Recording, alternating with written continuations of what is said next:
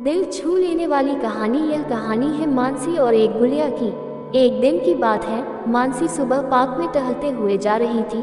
तभी उसे एक रोती हुई बच्ची मिली। मानसी ने उससे रोने का कारण पूछा तो लड़की ने बताया कि वह जिस गुड़िया से खेल रही थी वह इसी पार्क में कहीं खो गई है। मानसी ने उस बच्ची को उसकी गुड़िया ढूंढ लाने का आश्वासन दिया, जिससे वह बच्ची चुप हो गई।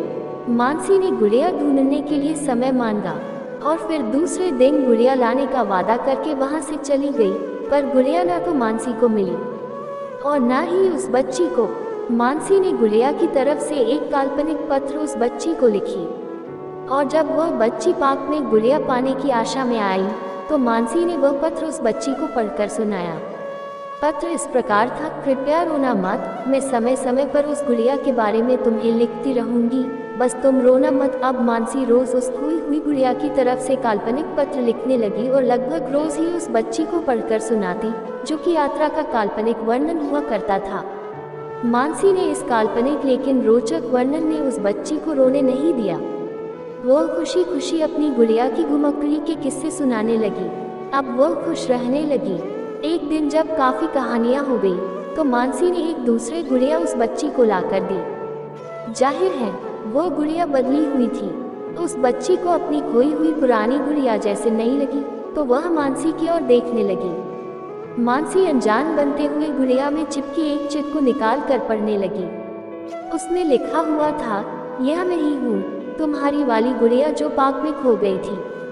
दुनिया भर की लंबी यात्रा की वजह से मैं थोड़ी बदल गई हूँ। बच्ची को इस गुड़िया और मानसी पर विश्वास हो गया। वह गुड़िया लेकर घर चली गई। वर्षों बाद जब वह बच्ची बड़ी हो गई तो एक दिन वह अपनी अलमारी में कुछ ढूंढ रही थी तो उसका ध्यान उसी गुड़िया पर गया जो मानसी ने उसे दी थी।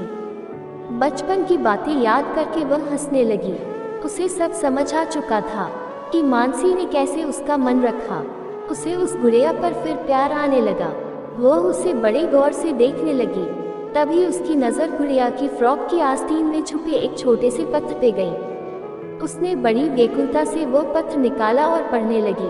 पत्र में संक्षेप में यह लिखा हुआ था, हर वह चीज़ जिससे तुम प्यार करती हो कभी न कभी तुमसे खो जाएगी और जो तुम्हारे पास होगी वही तुम्हारे लिए सच्चे रूप में बनी होंगी। रूप भले ही भिन्न होगा पर प्यार एकदम खालिस होगा। बस दोस्तों, इतनी सी थी यह कहानी। हमें कमेंट करके बताएं कैसी लगी आपको ये कहानी।